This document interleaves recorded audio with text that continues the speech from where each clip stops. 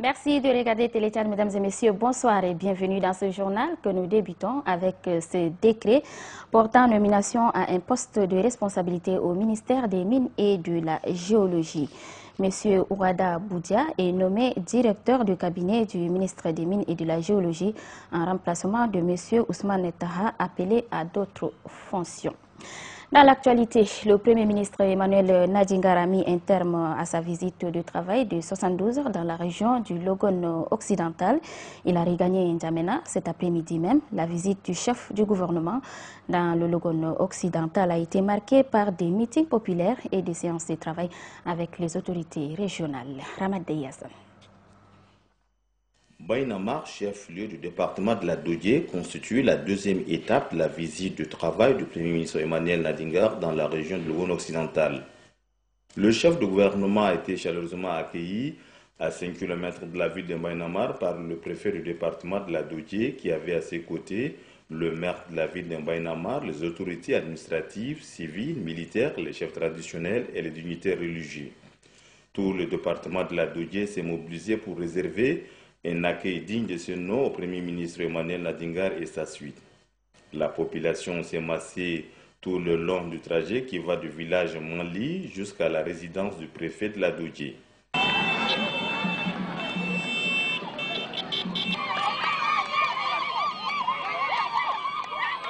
Aussitôt arrivé, le Premier ministre Emmanuel Nadingar a animé un meeting à la place de fête de la ville de Baïnamar. La population de Baïnamar et les habitants venus des villages environnants ont pris d'assaut la place de fête pour exprimer leur joie et leur reconnaissance à leur illustre hôte et par la même occasion écouter le message du chef de l'État Idriss Déby Itno qui leur a été livré par le Premier ministre Emmanuel Nadingar. Le gouverneur de la région du Logone occidental, Dr Mber Mbaïdonadji, a profité de cette opportunité pour présenter les doléances de la population du département de la Dodje au Premier ministre Emmanuel Nadingar. Ces doléances sont relatives au manque d'infrastructures sanitaires, éducatives, routières, la création d'un centre d'examen de baccalauréat à Baïnamar, la conduite à tenir face à la destruction des récoltes des paysans par les pachydermes et la dotation d'un groupe électrogène pour alimenter les châteaux d'eau de la ville de Baïnamar. Le chef du gouvernement a appelé la population à cultiver la paix, l'amour du prochain, la solidarité et la cohabitation pacifique entre les différentes communautés. Il n'a pas manqué de fustiger le comportement de certains agents indélicats de l'État qui n'appliquent pas la politique sociale du chef de l'État Idriss Déby Itno au profit de la population. Le Premier ministre Emmanuel Nadingar a rappelé que l'an 1 de la Renaissance du Tchad met l'accent sur la paix, l'unité et la réconciliation. À l'issue de ces meetings, deux motions ont été formulées. Il s'agit d'une motion de remerciement au Premier ministre Emmanuel Nadingar et l'autre invitant le chef de l'État Idriss Déby Itno à effectuer une visite officielle à Baïnamar pour l'année 2011 qui marque l'an 1 de la Renaissance du Tchad. Avant de quitter Baïnamar pour Krim, le Premier ministre Emmanuel Nadingar a présidé une séance de travail avec les différentes couches socio-professionnelles composées des autorités administratives, civiles, militaires, traditionnelles et les chefs religieux du département de la Dodje. Certains représentants des associations se sont relayés pour réitérer au Premier ministre les besoins de la population en eau et en infrastructures de base. Le Premier ministre Emmanuel Nadingar et sa suite ont marqué des arrêts dans les sous-préfectures de Ba et de Tapol pour livrer le même message à la population de ces deux localités. À Ba, tout comme à Tapol, la population est sortie nombreuse pour réserver un accueil empreint de chaleur et de cordialité. Le Premier ministre Emmanuel Nadingar et la délégation qui l'accompagne ont hautement apprécié la qualité de l'accueil et la mobilisation de la population. Pendant son bref séjour, le chef du gouvernement a promis à la population de la sous-préfecture de Tapol que d'importants investissements seront réalisés en faveur de la dite sous-préfecture.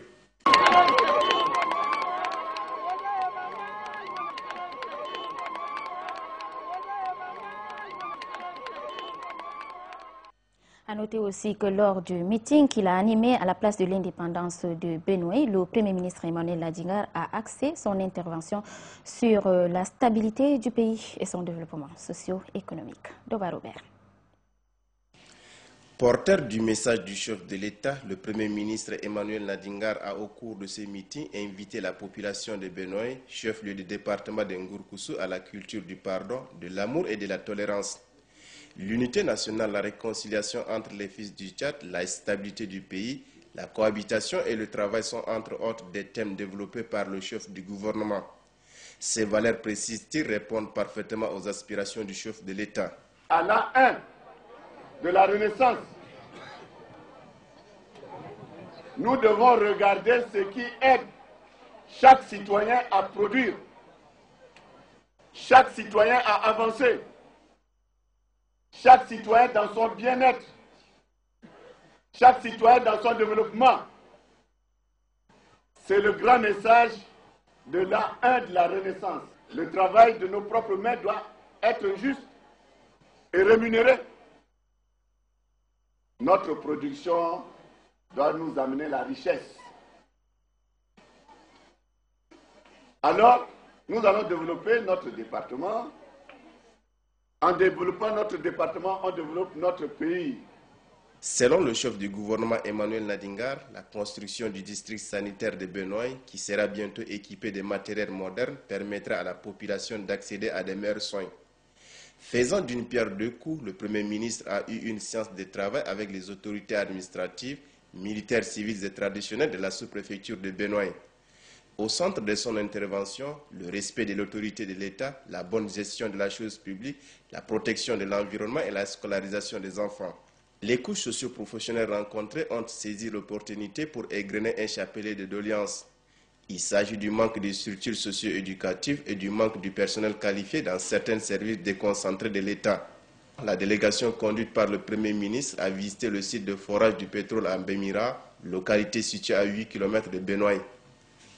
Retour à N'Djamena, la commission d'élaboration de la convention collective qui doit régir le personnel de l'Office national de radio et de télévision a officiellement remis ce matin le projet de la dite convention. C'était au cours d'une cérémonie au ministère de la Communication en présence du président du conseil d'administration, Payimi Kalzebe-Debu. Reportage Marali Josephine. La commission chargée de la rédaction de la convention d'établissement de l'Office national de radio et de télévision a achevé ses travaux. Le dernier draft, qui est d'ailleurs le troisième, est officiellement remis aux responsables du ministère de la Communication. Cette convention d'établissement va régir les rapports de travail entre l'Office de radio et de télévision et son personnel. Ce cadre est appelé à régir les carrières professionnelles des agents de l'Office qui s'y adhéreront par contrat individuel. Autrement dit, les agents de l'Office passeront d'un statut de gestion publique à un statut de gestion privée où les compétences professionnelles doivent être appréciées à leur juste valeur. Le travail abattu par la commission de rédaction de la convention d'établissement de l'ONER TV est bien apprécié par le président du conseil d'administration. L'objectif premier, c'est de rendre efficace l'office du point de vue prestation de services, d'améliorer les conditions de travail et le bien-être des agents de l'office. Et ça participe aussi à une démarche de dialogue permanente auquel le gouvernement de la République du Tchad tient tant. Le ministre de la Communication demande à la commission de rédaction de rédiger le règlement intérieur et le manuel de procédure qui compléteront le document actuel. Le dernier draft de la convention d'établissement de l'ONER TV, qui a reçu l'aval du ministre de la Communication, sera transmis à l'inspection du travail. Après avis de l'inspection, qui est la dernière instance arbitrale, les parties contractantes seront conviées pour la signature du document. Dans le cadre de la lutte contre la malnutrition aiguë dans les régions de Bahr el Ghazal et le Kanem, le ministère de la Santé publique voit ses dispositifs logistiques renforcés. 2 véhicules lui ont été offerts par l'Organisation mondiale de la santé OMS. Il s'agit d'une ambulance médicalisée et d'une pick-up double cabine. L'ambulance médicalisée est destinée à la délégation sanitaire de Barel-Gazelle, tandis que la pick-up va à la délégation sanitaire du CANEM. Pour la ministre de la Santé publique, Topta Bogena, ces 2 véhicules vont renforcer les capacités logistiques de ces 2 délégations sanitaires pour assurer une prise en charge adéquate de la malnutrition des populations nomades et la référence des cas de malnutrition sévère vers les centres nutritionnels thérapeutiques.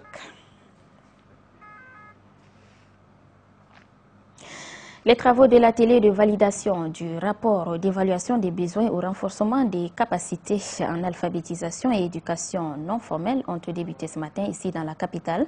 Prennent part à ces travaux le directeur du bureau multipays de l'UNESCO à Yaoundé et de nombreux experts venus de différents pays.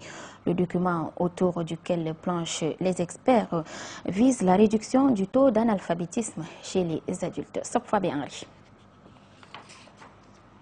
Pour mieux tenir le pari de l'alphabétisation, il est nécessaire d'évaluer les besoins réels, ce qui permettra de prévoir des stratégies et réponses appropriées.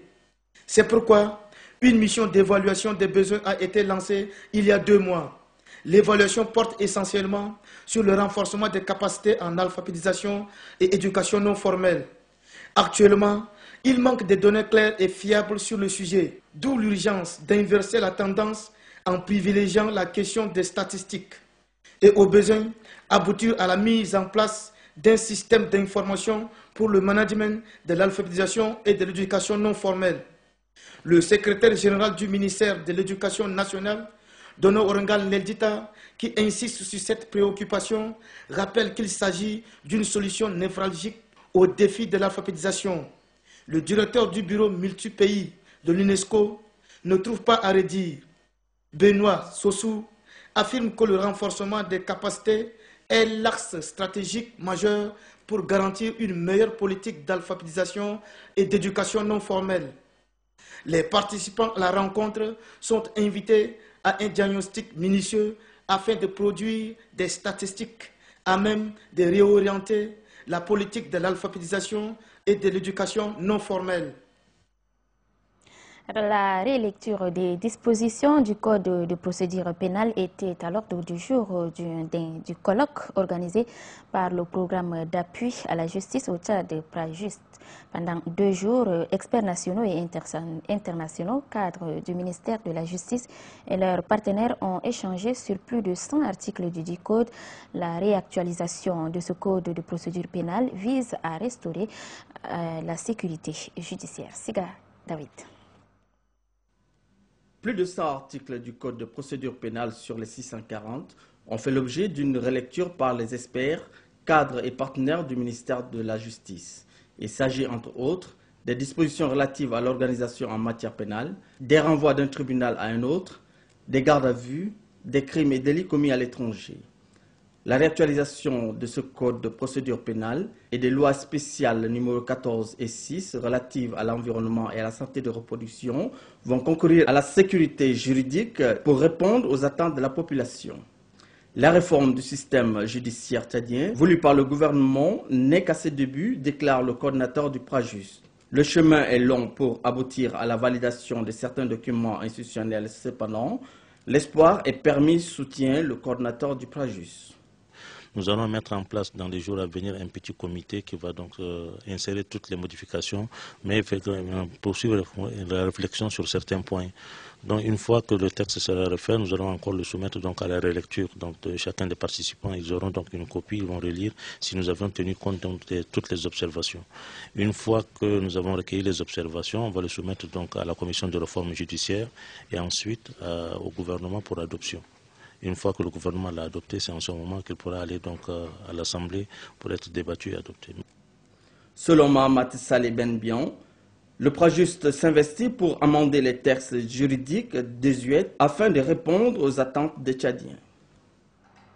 À quelques jours du début de la campagne pour les législatives 2011, le Haut Conseil de la communication HCC a procédé ce matin au tirage au sort de l'ordre de passage à l'antenne des partis politiques. Ils sont 136 partis politiques et regroupements des partis à être inscrits sur la liste de la Commission électorale nationale indépendante. Grangatam Irima.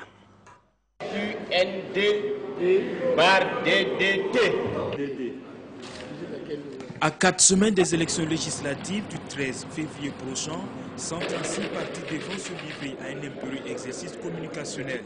Il s'agit de mener une campagne sereine en se conformant aux textes et lois qui régissent le Haut Conseil de la communication en matière électorale. Et pour cela, le droit de passage par ordre du tirage au sort à l'antenne est retenu.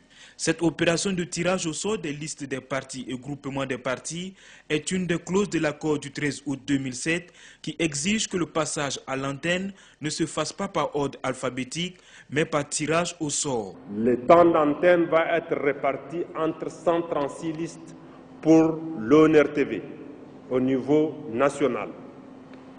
Et dans chaque circonscription, en fonction du nombre de listes en compétition, là où il y a une radio associative ou privée communautaire qui s'implique dans la couverture des opérations électorales. Je dis bien cela tout simplement parce que les radios privées sont libres de participer ou non. Ils n'ont pas l'obligation, comme les radios publiques, d'offrir leur antenne aux opérations électorales. Selon les textes régissant le fonctionnement du Haut Conseil de la communication, la présence d'un huissier est nécessaire afin d'assurer la transparence de cette opération. Le rôle du huissier, je crois que c'est prévu par la loi. Quand il y a le tirage au sort, au niveau des HCC, nous devons assister aux opérations de tirage au sort et nous identifions ce tirage au sort-là. Il y a 136 partis inscrits qui vont aux élections législatives du mois de février, du 13 février prochain. Et ils sont 136 qui sont retenus. Et le tirage au sort qui a été fait, c'est par rapport à leur intervention au niveau de la télé et de la radio, pour leur message pour la campagne. Au terme du tirage, il ressort que 27 partis devront régulièrement passer à l'antenne pour les 5 jours de diffusion à la radio et à la télévision. Il est réservé un espace précis pour les 136 partis afin d'expliquer aux électeurs leur vision de la gestion de la chose publique et les raisons de leur candidature réciproque. 5 360 611 électeurs sont conviés au vote le 13 février prochain. La campagne électorale prévue pour démarrer le 16 janvier se déroulera du 23 janvier au 11 février. Un changement à la tête du mouvement patriotique du salut MPS, Nagoum Yamassoum cède le fauteuil du secrétariat général du parti à Haroun Kabadi. La cérémonie de passation des services s'est déroulée au siège national du dit parti en présence de plusieurs hautes personnalités et militants de cette formation politique. Une circonstance toute est indiquée pour le nouveau secrétaire général d'appeler les militants à l'unisson pour relever les défis électoraux qui pointent à l'horizon. Après plus d'1 an et 2 mois de gestion du mouvement patriotique du salut MPS, Nagoum Yamassoum passe de témoin du secrétariat général du parti à Haroun Kabadi. C'est au cours d'une cérémonie de passation de services qui a drainé les caciques du MPS, un nombre important de hautes personnalités et de nombreux militants. Pour le secrétaire général sortant, ce changement qui intervient à une phase cruciale de la vie du MPS n'est que l'aboutissement heureux des récentes assises du parti. Notre mouvement va au-devant d'importantes échéances électorales et qu'il était nécessaire de le revivifier par l'apport de 109. Le 109 étant nécessaire pour s'assurer de victoires retentissantes. Je voudrais donc me féliciter ici de ce que le Congrès m'ait entendu et ait exaucé mes vœux.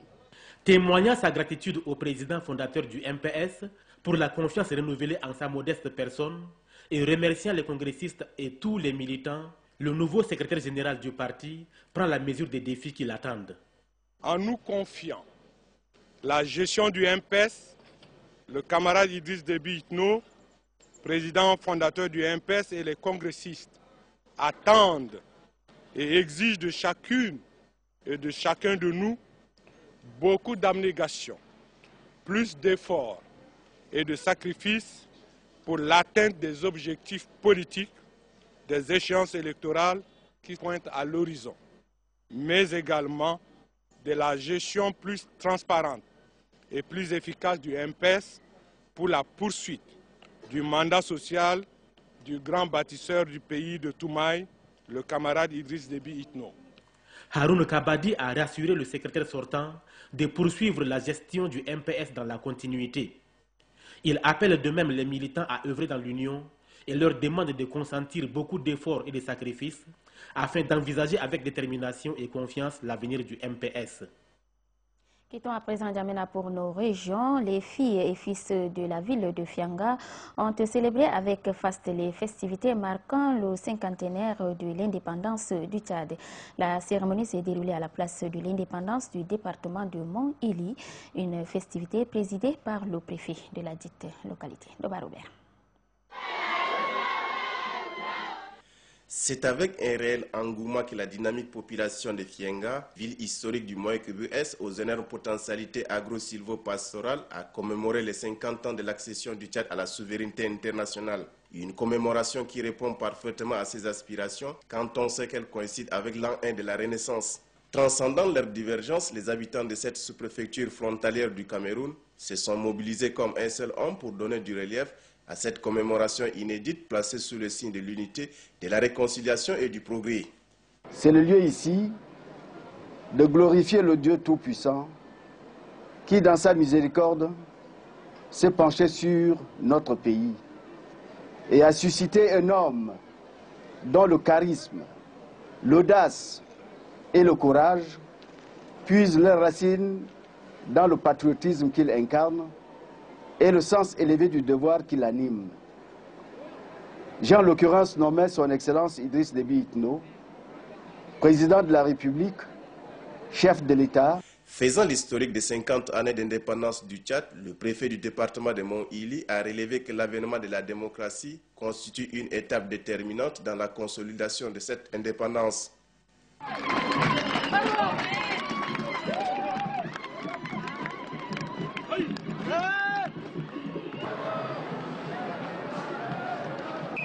Les majorettes du lycée, elles vont... Tout en se félicitant de la mobilisation de la population, le préfet du département de Mont-Ili l'a invité à privilégier l'amour du prochain, le pardon et de la tolérance.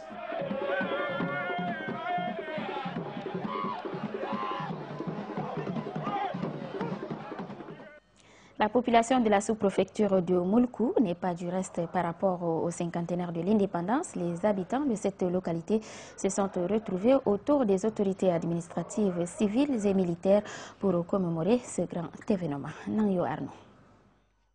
La population de la sous-préfecture de Moulkou dans la région du Moyen-Kivu-Est partage les aspirations du peuple tchadien. Aspirations qui s'articulent autour de la devise du Tchad: unité, travail, progrès. Avec la commémoration du cinquantenaire de l'indépendance du Tchad, la population de Moulkou est plus que jamais résolue à se mettre debout et à l'ouvrage pour valoriser les riches terres dont regorge la sous-préfecture. C'est pour prendre activement part au renouveau du Tchad que la population est sortie en masse ce 11 janvier pour exprimer sa joie.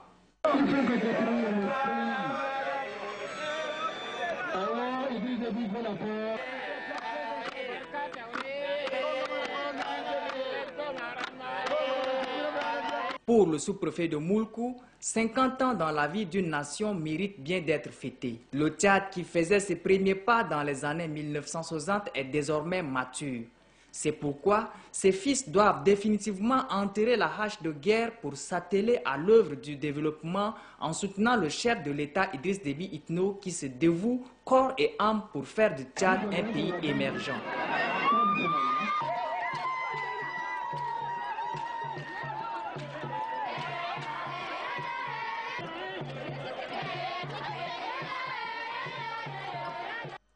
À Ouaddigui, dans le Kanem, c'est une foule indescriptible qui a pris d'assaut la place publique de la localité pour donner un éclat particulier au cinquantenaire de l'indépendance du Tchad. Ali Adam Younous. L'attachement des Tchadiens à l'amour de la patrie se voit à travers la célébration des 50 années de l'accession du pays à la souveraineté internationale. Les Tchadiens de tous les horizons se manifestent pour donner un cachet particulier aux festivités. Les habitants de la sous-préfecture de Ouaddigui, dans la région du Kanem, ne sont pas du reste.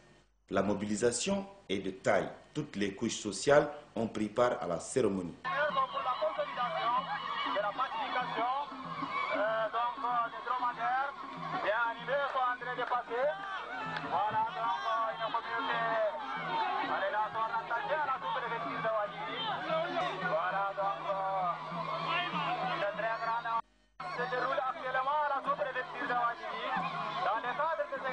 Le sous-préfet de Ouaddigui, Mamad Ali Douloulou, s'est dit très ému par cette mobilisation.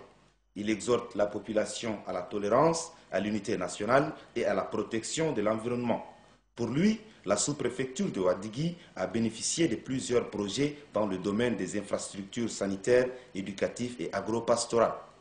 Les autorités administratives, politiques et militaires de la localité se réjouissent de la réussite de cette fête qui a été célébrée avec faste.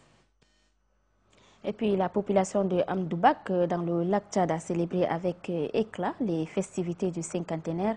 Tout de suite le compte rendu avec Apolline Gani. C'est sous le signe de la Renaissance que le Tchad a commémoré le cinquantenaire de son accession à la souveraineté internationale. Ce cinquantenaire a mobilisé l'ensemble de la population de la sous-préfecture d'Amdoubak dans la région du Kanem.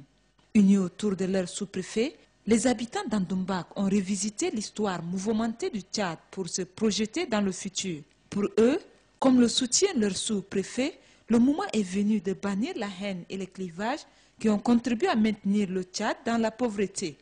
Le Tchad est très riche, solidaire et travailleur. Les Tchadiens peuvent faire de leur pays une nation émergente, insiste le sous-préfet d'Amdoubak.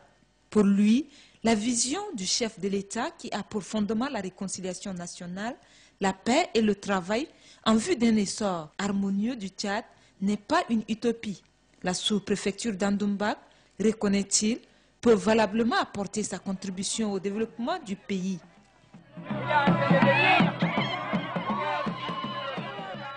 À l'instar des autres compatriotes, les habitants du département du Dartama, dans la région du Wadi-Fira, ont célébré également les festivités du cinquantenaire.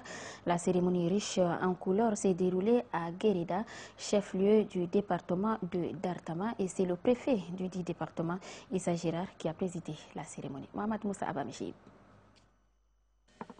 Le Dartama s'est fortement mobilisé pour fêter la 50e année de l'indépendance de la République du Tchad. Les fils de Dartama, venus de Guérida et de ses environs, ont marqué d'une pierre blanche l'anniversaire de l'accession de leur pays à la souveraineté internationale.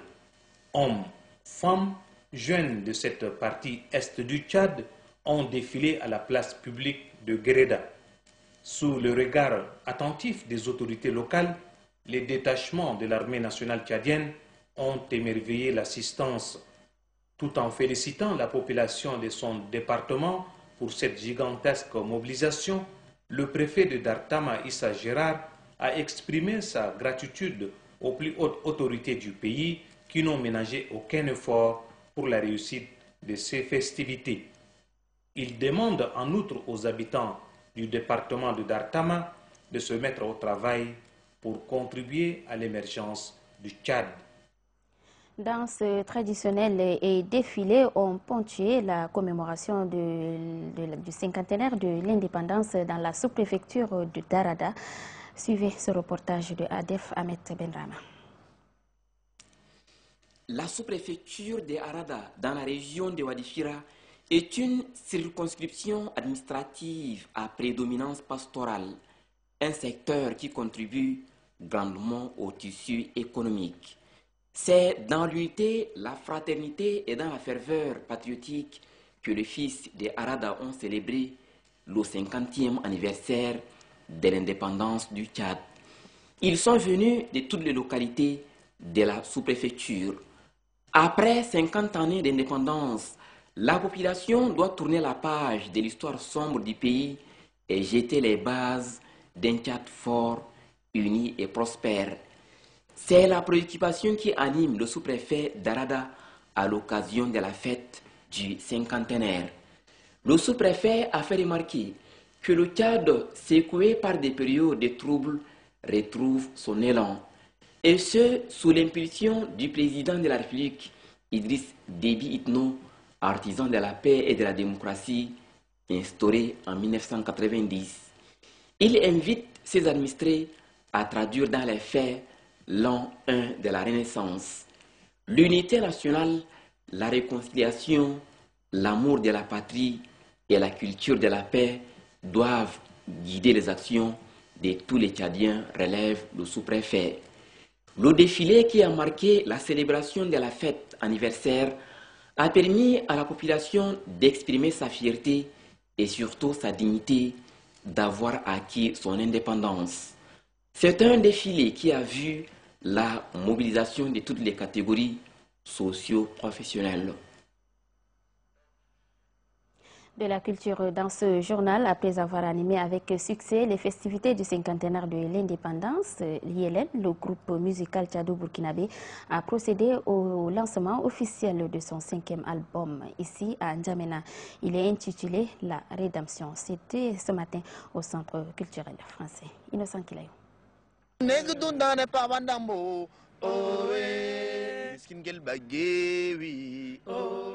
Yelen, le groupe musical tchado-burkinabé lance son 5e album N'Djamena. L'album s'intitule Rédemption. Min zaman kan fatisha waraki min zaman maindi khabarki. C'est pour la toute première fois que le groupe Yelen sort du Faso pour le lancement officiel de son produit sur le marché. Ça fait 5 albums, ça fait 50 ans, il y a 5 quelque part. Mais je pense que c'est grâce au cinquantenaire aussi. Donc on remercie comme ça au passage le président de la République qui a organisé cette fête-là pour tout le Tchad. Remercie aussi la première dame. Rédemption est composé de 14 titres. Cet album traite de plusieurs thèmes. Quand tu fais une musique revendicatrice, tu te dis, si tu ne respectes pas l'autre qui est en face de toi, si tu l'agresses, il ne peut pas écouter ce que tu dis. C'est le thème de la société. Quand ça ne va pas dans le couple, on parle. Quand ça ne va pas aussi entre les amis, on parle. Quand ça ne va pas dans le pays, on parle. Quand ça va bien dans le pays aussi, on en parle. Voilà. Dupliqué uniquement en support compact disque, le 5e album de Yelen fera l'objet des séries de concerts de promotion dans la capitale. Déjà, le tout premier est prévu le 21 janvier 2011 à Santana Hotel. Yeah, N'Djamena, Manawana, Abidjan, Ibe qui est mort, t'es en boîte, on dit que t'es choco, t'es le roi, on dit que t'es le parigo, tu paries sur toutes les go, tu distribues beaucoup d'héros vers la fin, elles vont s'effacer et toi tu es en drap. Voilà, mesdames, messieurs, ici s'achève ce journal. Merci à vous tous de l'avoir suivi. Je vous retrouve à 23h30 avec le même plaisir. Bonsoir.